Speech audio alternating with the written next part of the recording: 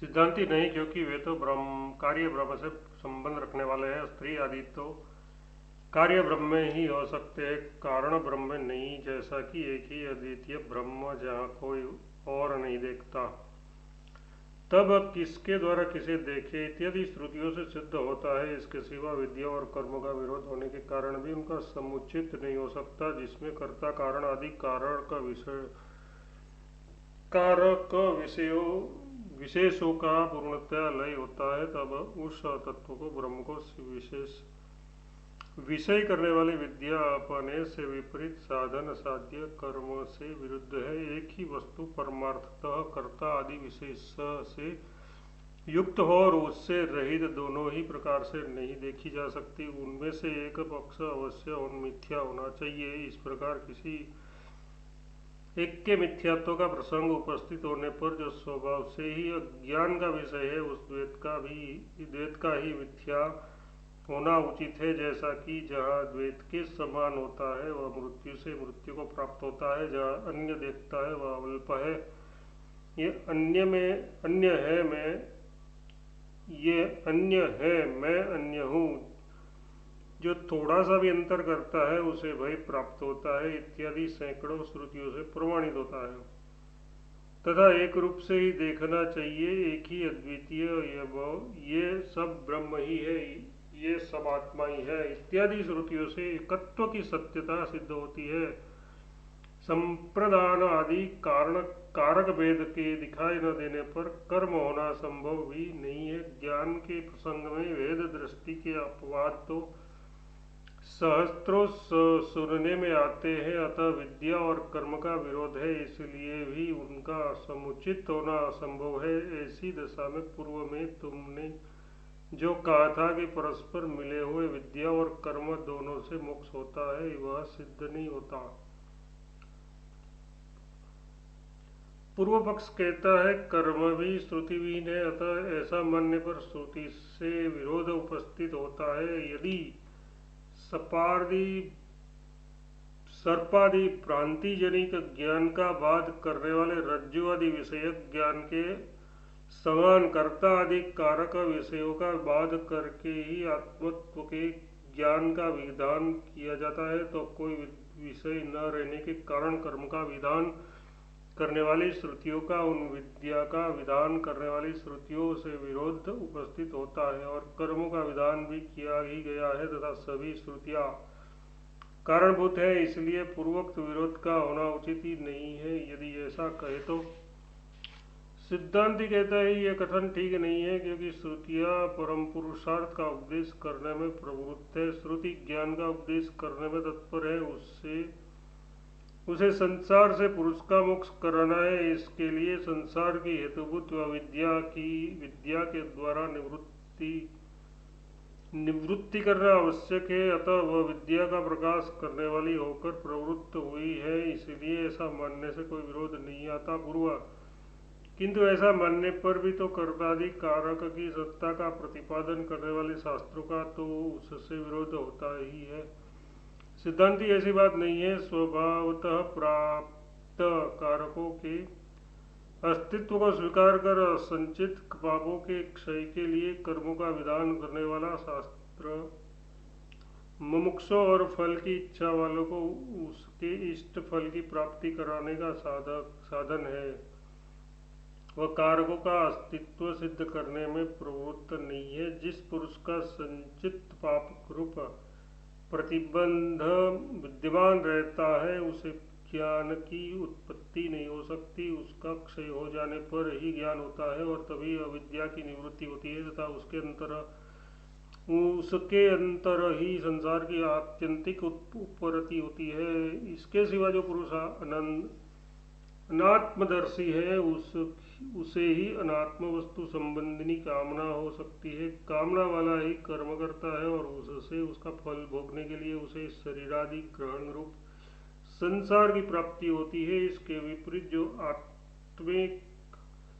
आत्मित्वदर्शी है, उसकी दृष्टि में विषयों का अभाव होने के कारण उसे उसकी कामना भी नहीं हो सकती। आत्मा तो उस अपने से अभिन्न है, इसलिए उसकी कामना भी असंभव होने के कारण उसे स्वात्म स्वरूप में स्थित होना रूप मोक्ष सिद्धि ही है।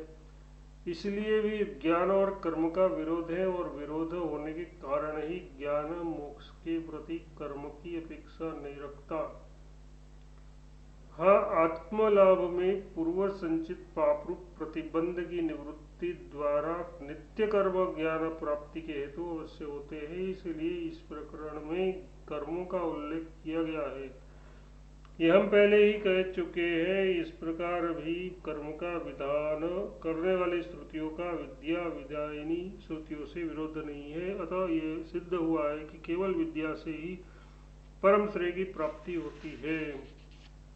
पूर्व पक्ष कहता है यदि ऐसी बात है तब तो गृहस्थाश्रम के सिवा अन्य आश्रमों का होना भी उत्पन्न नहीं है, क्योंकि विद्या की उत्पत्ति तो कर्म के निमित्त से होती है और कर्मों का निवेदन केवल गृहस्थ के ही लिए किया गया है। अतः इससे एकाश्रमत्व ही सिद्ध होती है और इसलिए याजनवित अग्निहोत्र करे इत्यादि श्रुतियों और भी अनुकूल ठहरती है।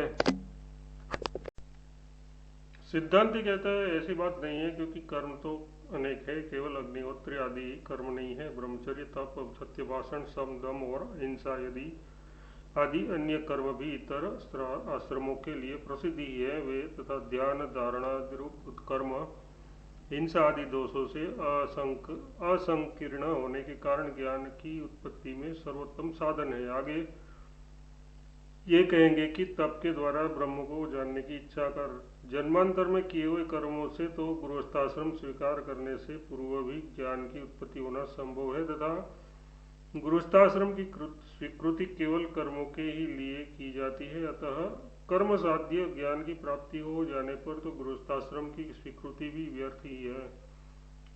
इसके सिवा पुत्रादि साधन तो लोगों की प्राप्ति के लिए है। पुत्रादि साधनों से सिद्ध होने वाले उन इहलोक, पितृलोक एवं देवलोक आदि से जिसकी कामना निवृत्त हो गई है,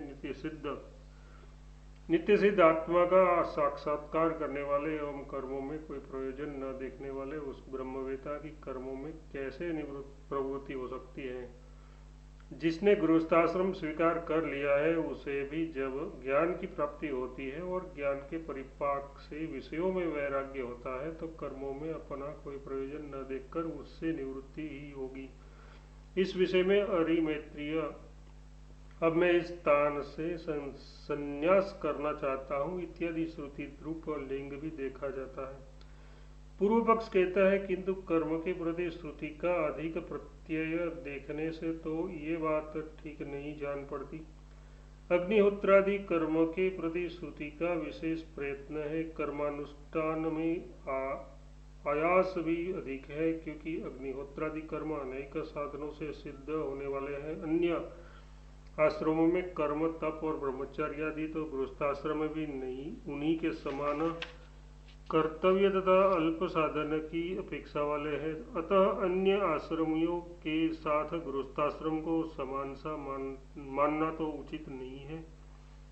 सिद्धांति नहीं, क्योंकि उन पर जन्मांतर का अनुग्रह होता है। तुमने जो कहा कि कर्म पर श्रुति का विशेष प्रयत्न है इत्यादि, सो ये कोई दोष नहीं है, क्योंकि जन्मांतर में किया हुआ भी अग्निहोत्रादि तथा ब्रह्मचर्यादि रूप कर्म ज्ञान की उत्पत्ति में उपयोगी होता है, जिससे कि कोई लोग तो जन्म से ही विरक्त देखे जाते हैं और कोई कर्म में तत्पर वैराग्य शून्य एवं ज्ञान के विरोधी दिख पड़ते हैं। अतः जन्मांतर के संस्कारों के कारण जो विरक्त हैं उन्हें तो गृहस्थाश्रम में भिन्न अन्य आश्रमों को स्वीकार करना ही इष्ट होता है। कर्म फलों की अधिकता होने के कारण भी श्रुति में उसका विशेष विस्तार है। पुत्र, स्वर्ग एवं ब्रह्मतेज आदि कर्मफल असंख्य होने के कारण और उनके लिए पुरुषों की कामनाओं की अधिकता होने से भी कर्मों के प्रति श्रुति का अधिक यत्न होना उचित ही है, क्योंकि मुझे ये मिले इस प्रकार कामनाओं की बहुलता भी देखी जाती है। उपास्य रूप होने के कारण भी श्रुति का उनमें विशेष प्रयत्न है। कर्म ज्ञानोक्ति में उपाय रूप है, ऐसा हम पहले कह चुके हैं, तथा प्रयत्न उपाय से तथा प्रयत्न उपाय में ही अधिक करना चाहिए, उपेय में नहीं। पूर्व पक्ष कहता है ज्ञान कर्म के निमित्त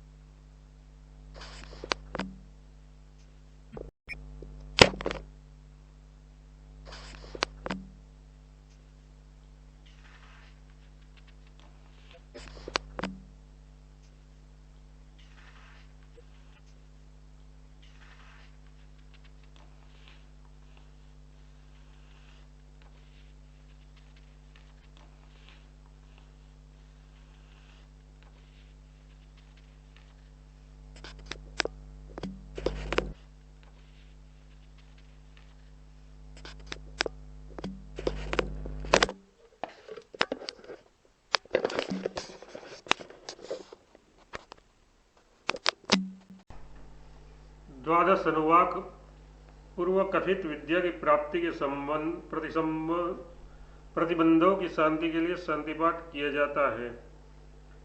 मित्र मतलब सूर्यदेव हमारे लिए सुखकारी हो, वरुण हमारे लिए सुख वह हो, और यमा हमारे लिए सुखप्रद हो, इंद्र तथा बृहस्पति हमारे लिए शांतिदायक हो, तथा जिसका पाद विक्षेप बहुत विस्तृत है वह विष्णु हमारे लिए सुखदायक हो। ब्रह्मा रुको, वायु को नमस्कार है, वायु तुम्हें नमस्कार है, तुम ही प्रत्यक्ष ब्रह्मा हो, तुम ही को हमने प्रत्यक्ष ब्रह्म कहा है, तुम ही को रुत कहा है, तुमको सत्य कहा है, अतः तुमने मेरी रक्षा की है, तथा ब्रह्म का निरूपण करने वाले आचार्य की भी रक्षा की है, मेरी रक्षा की है और वक्ता की भी रक्षा की है। त्रिविध ताप की शांति हो, इसकी व्याख्या पहले की जा चुकी है। इति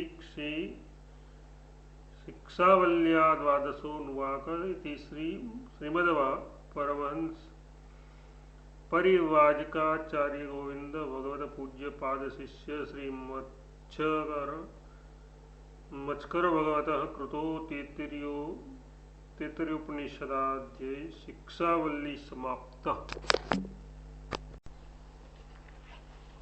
ब्रह्मानंद वल्ली प्रथम अनुवाक। ब्रह्मानंद वल्ली का शांतिपात पूर्वकथित विद्या की प्राप्ति के प्रतिबंधों की शांति के लिए शांतिपाठ करा दिया गया। अब आगे कहे जाने वाले विद्या की प्राप्ति के प्रतिबंधों की शांति के लिए शांतिपाठ किया जाता है। ओम सहना भवतु सहनौ भुनक्तु सह वीर्यं करवावहै तेजस्विनावधीतमस्तु मा विद्विषावहै। ओम शांति शांति शांति। व परमात्मा हम आचार्य और शिष्य दोनों की साथ साथ रक्षा करें, हम दोनों का साथ साथ पालन करें, हम साथ साथ वीर्य लाभ करें, हमारा अध्ययन किया हुआ तेजस्वी हो और हम परस्पर विद्वेष न करें। तीनों प्रकार के प्रतिबंधों की शांति हो। सवना भवतु। वह ब्रह्म हम आचार्य और शिष्य दोनों की साथ साथ ही रक्षा करें और हमारा साथ साथ भरण अर्थात पालन करें। हम साथ साथ वीर्य यानी विद्यार्जनित सामर्थ्य प्रदान करें। हम दोनों तेजस्वियों का अध्ययन किया हुआ तेजस्वी सम्यक प्रकार से अध्ययन किया हुआ यथार्थ अर्थ ज्ञान के योग्य हो।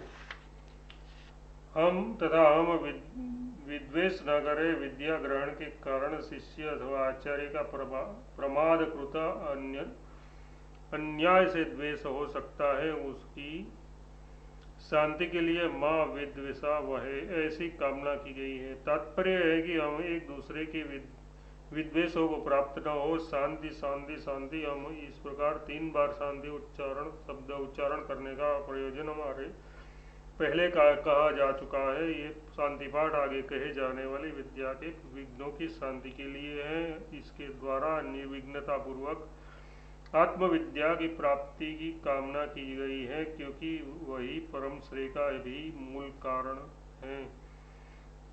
ब्रह्मज्ञान के फल सृष्टिक्रम और अन्नमय कोश रूप पक्षी का वर्णन कर्म से अविरुद्ध संहितादि विषयक उपासनाओं का पहले वर्णन किया गया। उसके पश्चात व्याधियों के द्वारा स्वराज्य रूप फल देने वाला हृदय स्थित सोपाधिक आत्मदर्शन कहा गया। किंतु इतने से ही संसार के बीच का पूर्णतया नाश नहीं हो जाता। अतः संपूर्ण उपद्रव के बीजभूत अज्ञान की निवृत्ति के निमित्त इस सर्वोपाधि रूप विशेष से रहित आत्मा का साक्षात्कार कराने के लिए अब ब्रह्म विद्या प्रोति परम इत्यादि मंत्र आरंभ किया जाता है।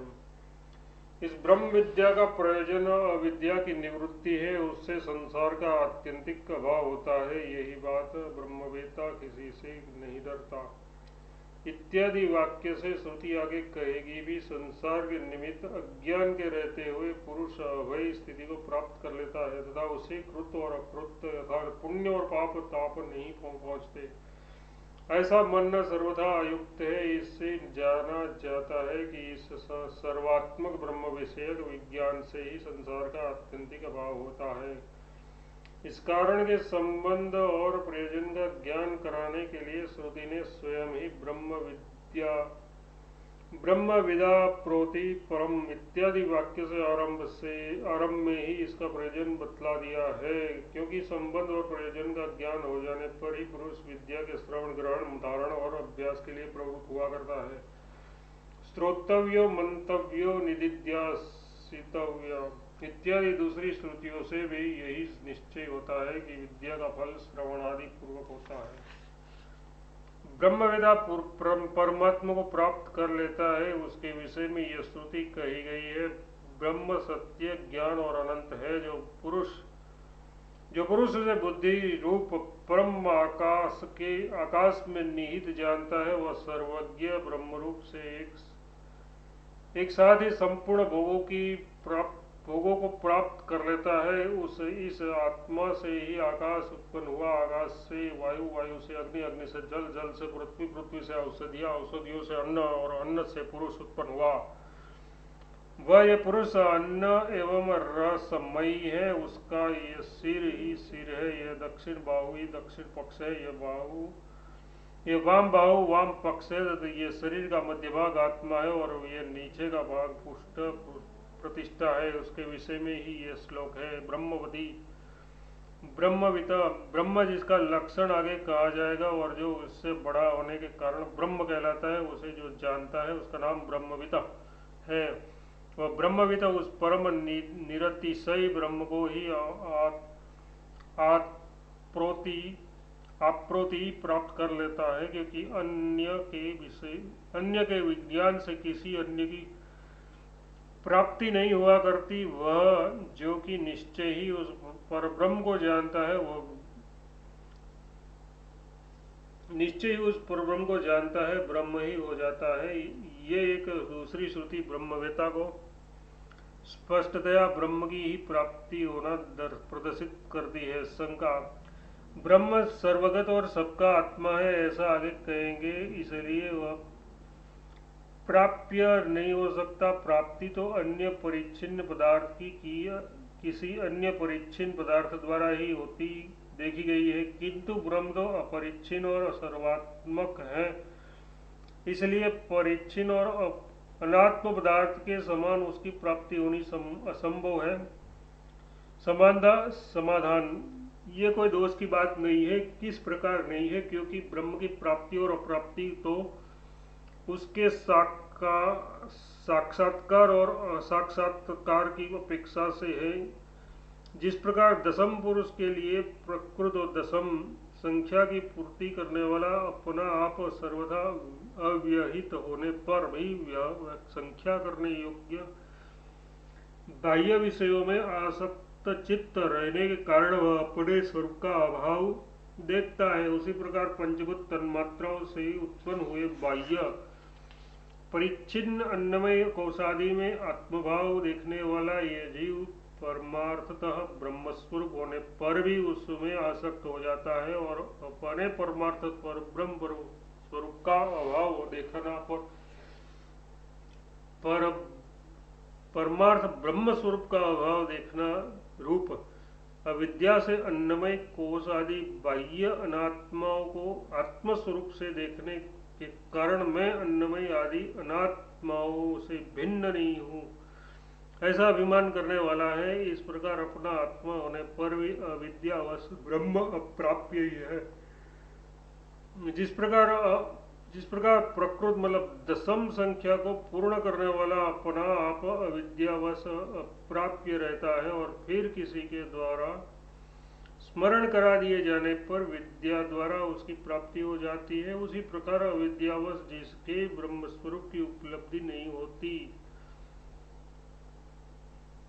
उस सबके आत्मभूत श्रुत्युपदिष्ट ब्रह्म की आत्मदर्शन रूप विद्या के द्वारा प्राप्ति होनी उचित ही है। ब्रह्म विद्या प्रोति परम ये वाक्य सूत्रभूत है जो संपूर्ण वल्ली के अर्थ का विषय है। जिसका ब्रह्म विद्या प्रोति परम इस वाक्य द्वारा ज्ञान रूप से सूत्र उल्लेख किया गया है उस ब्रह्म के ऐसे लक्षण का जिसके विशेष रूप का निश्चय किया गया है और जो संपूर्ण वस्तु व्याकृत स्वरूप विषय का ज्ञान कराने में समर्थ है, वर्णन करते हुए स्वरूप का निश्चय कराने के लिए तथा जिसके ज्ञान का सामान्य रूप से वर्णन कर दिया गया है उस आगे कहे जाने वाले लक्षणों से युक्त ब्रह्म को विशेषतः अपना अंतरात्मा होने से अनन्य रूप से जानने योग्य है ऐसा प्रतिपादन करने के लिए और ये दिखाने के लिए कि ब्रह्मवेत्ता को जो परमात्मा की प्राप्ति रूप ब्रह्म विद्या का फल बताया गया है वह सर्वात्म भाव संपूर्ण संसारिक धर्मों से अतीत ब्रह्म स्वरूपता ही है और कुछ नहीं है। तदेशाभ्यु का ये ऋचा कही जाती है तथा उस ब्रह्म वाक्य द्वारा बतलाए हुए अर्थ में ही सत्य ज्ञानम तम ब्रह्म ये ऋचा कही गई है।